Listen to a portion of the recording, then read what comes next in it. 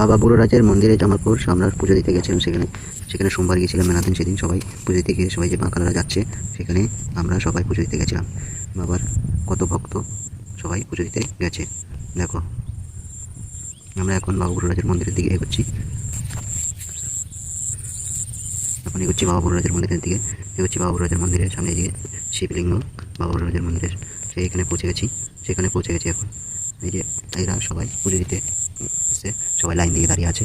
আমরা পুজো দিতে ঢুকে গেছি ভেতরে। এই যে এরা সবাই বাইরে আছে, সবাই বাইরে লাইন দিয়ে দাঁড়িয়ে আছে। এখন সবাই ঢুকে পরপর আস্তে আস্তে লোকের এত জাম হয়ে আছে।